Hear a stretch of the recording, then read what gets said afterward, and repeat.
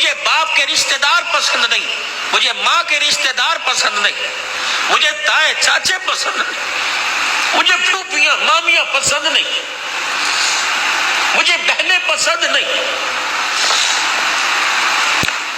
میں اسے چودھری کیوں مانوں، میں اسے ملک کیوں مانوں، میں اسے ارائی کیوں مانوں؟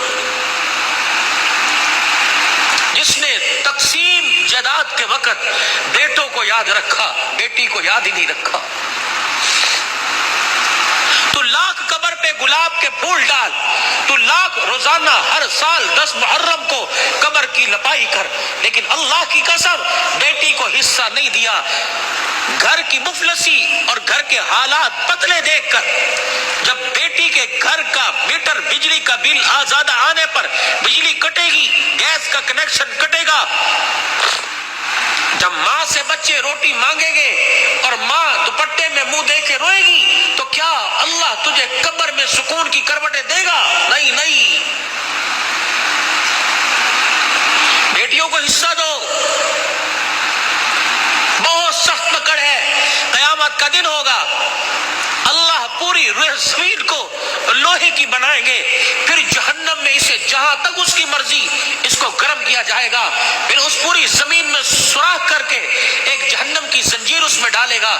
اللہ فرمائے گا لاؤ، جس نے دنیا میں بیٹی کو حصہ نہیں دیا، یہ زمین کی سلیٹ اس کے گلے کے اندر ڈال دو اور درے مار مار کے پورے میدان محشر کا چکر لگاؤ۔ لوگ پوچھے یہ کون ہے؟ کہ یہ وہ ظالم ہے جس نے تقسیم وراثت جائیداد کے وقت اپنی بیٹیوں کو یاد نہیں رکھا تھا۔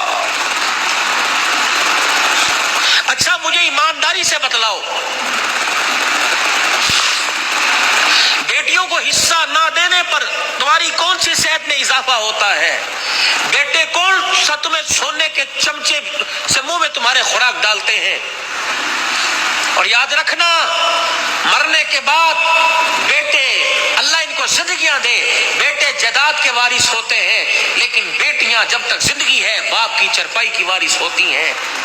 نہیں بھولتیاں، کمیٹیاں ڈال ڈال کے باپ کا ختم کروائیں گی، اپنے خامس سے مانگ مانگ کر پیسے جوڑ جوڑ کے جا مسیطے مٹھائی دیا، مولوی صاحب نے کہیں میرے ابو نو سال ہو گیا دعا کر نہیں۔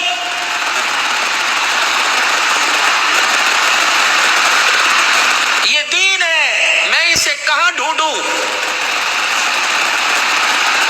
میں اسے کس خطیب کی زبان پہ تلاش کروں؟